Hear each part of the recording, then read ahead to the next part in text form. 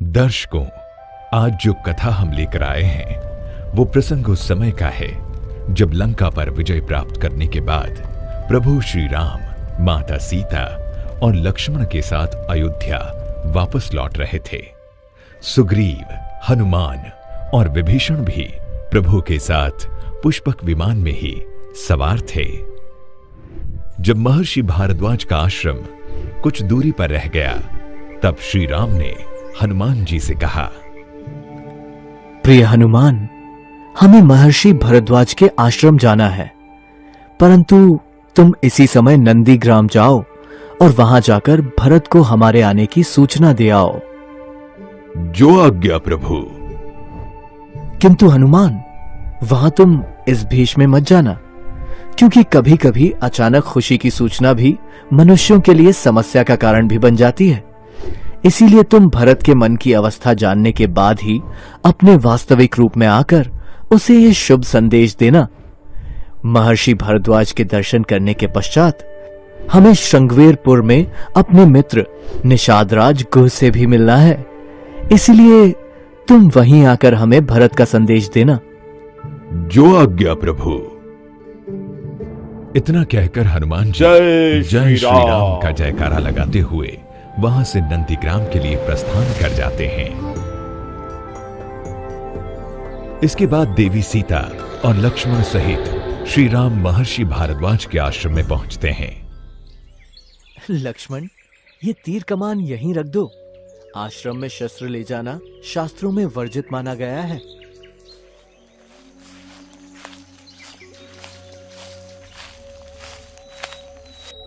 प्रभु राम, आपके दर्शन करते ही आज मेरा सारा तप, तीर्थ और त्याग सफल हो गया प्रभु। नहीं ऋषिवर, आपका स्नेह मुझे यहाँ खींच लाया है।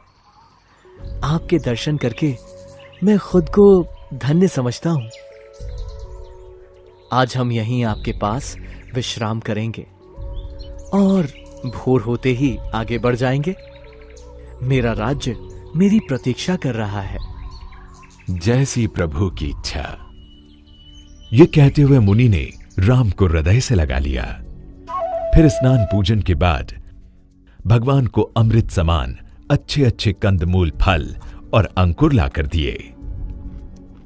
अगले दिन प्रातःकाल के समय प्रयागराज में स्नान के बाद श्री राम पुष्पक विमान में सवार होकर अयोध्या के लिए निकल पड़े। देखो रे देखो, प्रभु रामचंद्र आकाश मार्ग से वापस अयोध्या आ रहे हैं। श्री रामचंद्र जी और बाकी सभी जन निषादराज गुह से मिलने के बाद गंगा तट की ओर बढ़ते हैं और वहां पहुंचकर देवी गंगा की पूजा करते हैं। उधर नंदीग्राम में भरत अपने गुरु वशिष्ठ के साथ वार्तालाप कर रहे होते हैं। गुरुदेव, भ्राता राम के वनवास की अवधि कुछ ही दिनों में समाप्त होने वाली है, परंतु अभी तक चारों दिशाओं में फैले दूत और हमारे गुप्तचर कोई भी शुभ संदेश लेकर नहीं आया है। यदि उनको आने में विलंब हो गया तो मैं अग्नि समाधि लेकर अपने प्राण त्याग दूंगा।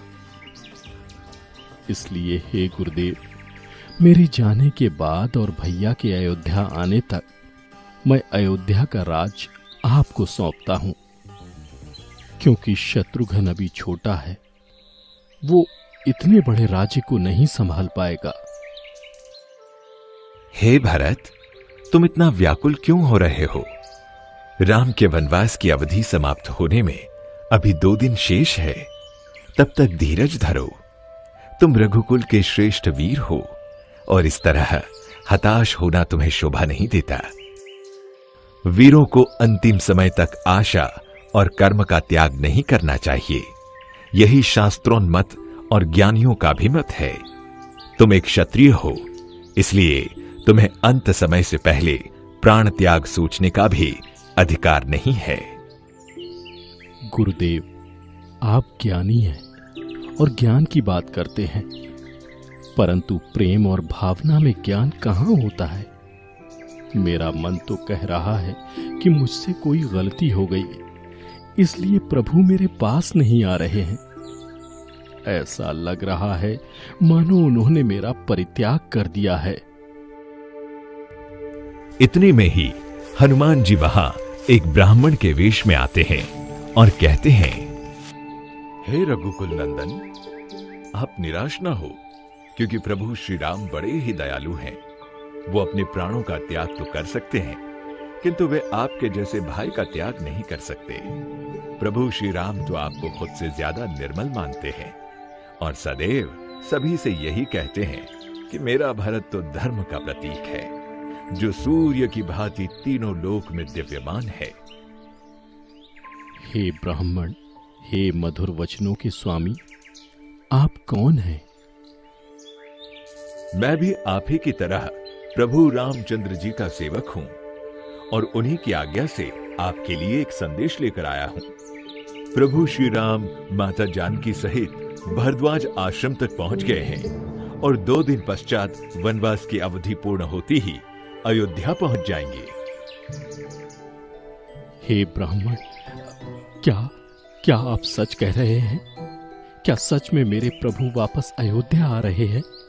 हे ब्राह्मण, आप तो भगवान के स्वरूप हैं, जिन्होंने मुझे प्राण दान दिया है। मेरा प्रणाम स्वीकार करो भगवान। महाराज भरत, आप ये क्या कर रहे हैं? मैं तो आपका सेवक हूं, आपने मुझे पहचाना नहीं। मैं हनुमान हूं। हे अंजनी पुत्र हनुमान, तुमने ये नहीं बताया भाभी कैसी हैं और वो भैया के साथ हैं या नहीं, और मेरा लक्ष्मण कैसा है? सब कुशल से है। प्रभु श्री राम ने लंकापति रावण का वध कर तीनों लोगों को उसके भय से मुक्त करवा दिया है। माता जानकी प्रभु राम के साथ आज मां गंगा की पूजा करने रुक गई हैं। गुरुदेव, आपने सुना? भैया अयोध्या वापस आ रहे हैं। मेरी आपसे प्रार्थना है कि ये शुभ समाचार आप स्वयं जाकर माताओं को अभी सुना दीजिए। अयोध्या आने की खबर आग की तरह फैल गई। माता जानकी और भाई लक्ष्मण सहित अयोध्या वापस आ रहे हैं और पूरी अयोध्या को दुल्हन की तरह सजा दिया गया। अयोध्या वासियों में अपने प्रिय राम के वापस लौटने का उत्साह और हर्षोल्लास की कोई सीमा नहीं थी। अयोध्या के सभी निवासी अपने राजा को देखने के लिए सरयू तट पर उमड़ पड़े। सभी मंगल दीप और तिलक से सजी थालियां लेकर प्रभु से मिलने को आतुर नजर आ रहे थे। यशस्वी भव, चिरंजीवी भव। रावण का वध करके तुमने गुरुकुल के यश को तीनों लोकों में और भी बड़ा कर दिया है पुत्र। ये सब आपके आशीर्वाद और दी हुई शिक्षा का प्रताप है गुरुदेव। राम, आदिकाल में मैंने जब परमपिता ब्रह्मा जी के कहने पर रघुकुल का पुरोहित बनने से मना कर दिया था, तब परमपिता ब्रह्मा जी ने मुझसे कहा था, वशिष्ठ, ऐसा अवसर फिर तुम्हें कभी नहीं मिलेगा। इसी कुल में भगवान का अवतार होने वाला है। तब से मैं तुम्हारी प्रतीक्षा कर रहा था। तुम धन्य हो राम। तुम्हारे इस महान पराक्रम के कारण आज मुझे तुम्हारा गुरु होने पर गर्व हो रहा है। वत्स, तुम्हारी कृति पताका युगों युगों तक सुनाई जाएगी। फिर राम तीनों माताओं की ओर चल देते हैं। तीनों माताओं में वो सबसे पहले माता कैकेयी को प्रणाम कर गले लगते हैं और फिर कहते हैं, माता, क्या मेरे लिए 56 भोग बनवाया है? पुत्र, मैं जानती थी कि मेरा नाम आते ही मुझसे 56 भोग मांगेगा। माँ, मुझे सबसे अधिक देना। हाँ हाँ, तेरे लिए अलग से रखा है मेरे लाल। फिर वो माता सुमित्रा को प्रणाम करते हैं और कहते हैं, माँ, वन जाते समय बड़ी माँ ने कहा था कि जैसे अभी लक्ष्मण को ले जा रहे हो, उसी तरह लक्ष्मण के संग ही अयोध्या वापस लौटना। देख लो, मैं लक्ष्मण को उसी तरह सकुशल वापस लाया हूँ। बेटे, वो तो तुम्हारी परछाई है। जहाँ तुम हो वो भी वही है। आगे भी तुम जहाँ जाओगे वो तुम्हारे साथ ही जाएगा। इसके बाद श्री राम माता सुमित्रा के गले लग जाते हैं और फिर अंत में अपनी माता कौशल्या के पास आकर उन्हें प्रणाम करते हैं। माँ, बेटे, मेरे लाल, जब जब तुम पर कोई संकट आया है मैं तो तुम्हारे साथ रह ना सकी, लेकिन अपने मन की आंखों से तुम्हें सदैव देखती रही। माँ, कौन कहता है कि आप संकट के समय मेरे साथ नहीं थी? मैंने तो विपत्ति के क्षण में आपको अपने निकट खड़ा पाया। मेरे शरीर में आपके ही दूध की शक्ति थी, जिसके बल पर मैं सारी विपत्तियों से लड़ता हुआ आपके इन निर्मल चरणों तक पहुंच गया। इसीलिए हे माते, मुझे यही आशीर्वाद दो कि मैं सदा तुम्हारी सेवा करता रहूं। मेरे लाल, मेरे बच्चे, ये तुम क्या कह रहे हो? सभी लोग कहते हैं कि आपका लाल राम भगवान का अवतार है, परंतु मैं तो इतना जानती हूँ कि तू मेरे हृदय का टुकड़ा है। बस मैं तुम्हें इसी तरह निहारती रहूं और मुझे कुछ नहीं चाहिए। राम, जा पहले अपने उस पगले भाई को संभाल। उसने तो तुमसे भी कठोर 14 साल का समय व्यतीत किया है। भरत, भैया, अब स्वयं संभालिए अयोध्या और अपना ये कौशल राज्य। 14 वर्षों से शासन का ये बोझ लिए मैं खड़ा हूं। मैं आपके दर्शनों के लिए आतुर हो चुका था। अगर आपको आने में विलंब हो जाता तो शायद मैं जीवित भी ना रहता।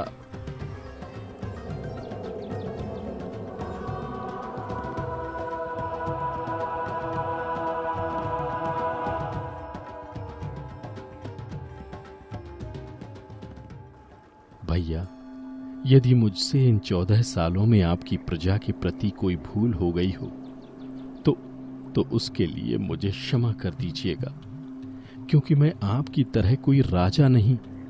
मैं तो केवल एक छोटा सा नादान सेवक हूं। भरत, तुम हम सब भाइयों में महान हो। मैंने तो पिता की आज्ञा का पालन करते हुए 14 वर्ष वन में बिताए, परंतु तुमने तो भ्रातृ प्रेम की भावना में राजधानी में रहते हुए भी सन्यासियों सा जीवन बिताया। इसलिए अनंत काल तक तीनों लोक में जब भी कोई प्राणी धर्म की बात कहेगा तो धर्म का प्रमाण देने के लिए तुम्हारा यानी भरत का नाम लिया जाएगा। भैया, बड़ी मां सच कह रही थी कि तुम भगवान के अवतार हो, क्योंकि अपने भक्तों को इस प्रकार का मान सम्मान देना तो भगवान का ही काम होता है। प्रणाम गुरुवर। यशस्वी भव। लक्ष्मण, तुमने अपने निस्वार्थ सेवा से सारे मनुष्य को वो पाठ सिखाया है जिसका संसार में मिलना बड़ा ही कठिन होगा। मुझे तुम पर गर्व है। पुत्र लक्ष्मण, मेघनाथ का वो घातक तीर कहाँ लगा था? माँ, यहाँ। जब तीर लगा होगा तब तो बड़ी माँ की बहुत याद आई होगी। हाँ माँ, मैं मूर्छा में आपको ही जोर जोर से पुकार रहा था कि बड़ी माँ मेरी मदद करो। लक्ष्मण, तुमने तो मेरी लाज रख ली बेटे। तुम युगों तक तीनों लोकों में भाई के प्रेम का प्रमाण रहोगे। तेरी सदा जय हो बेटे, तेरी सदा जय हो। आप सबने जो राम की सहायता की उसके लिए ये रघुकुल सदा आप सभी का ऋणी रहेगा। उसके बाद तीनों भाई सरयू में स्नान कर राजमहल की ओर चल पड़ते हैं। अयोध्या पहुंचने पर राम जी देखते हैं पूरा नगर फूलों और दियों से सजा हुआ है। अयोध्या इन दीपों की रोशनी से जगमगा रहा है। महल में उन सभी का फूलों की बारिश के साथ स्वागत किया जाता है और फिर सभी अयोध्या वासियों की उपस्थिति में प्रभु श्री राम का राज तिलक किया जाता है। उस दिन सभी अयोध्या वासियों ने अपने प्रिय श्री राम के स्वागत में अपने अपने घर घी के दीपक जलाए। कार्तिक मास की वो सघन काली अमावस्या की रात्रि पूरी अयोध्या दियों की रोशनी से जगमगा उठी। लंका से अयोध्या तक, पृथ्वी से ब्रह्मलोक तक देवताओं ने, मनुष्यों ने, यक्षों ने, गंधर्वों ने, यहां तक कि पशु पक्षियों ने भी भगवान श्री राम के आगमन की सूचना देकर दीपावली मनाकर पूरे भारतवर्ष को ऐसा दिव्य उत्सव दिया जो अक्षुण्य रीति से आज तक मनाया जाता है और आने वाली कई सदियों तक मनाया जाएगा। तो प्रिय दर्शकों, ऐसे मनाई गई थी अयोध्या की पहली दिवाली। अगर वीडियो अच्छी लगी हो तो अपने सभी दोस्तों, रिश्तेदारों, पड़ोसियों के साथ इसे भी व्हाट्सएप, फेसबुक पर शेयर करें। द डिवाइन टेल्स परिवार के साथ जुड़े सभी लोगों को हमारी टीम की तरफ से दिवाली, धनतेरस और गुरु पूरब की हार्दिक शुभकामनाएं। उम्मीद है आने वाला साल आपके लिए नई खुशियां और उमंग लेकर आएगा। आज की इस वीडियो में फिलहाल इतना ही। अब हमें दीजिए इजाजत। आपका बहुत बहुत शुक्रिया।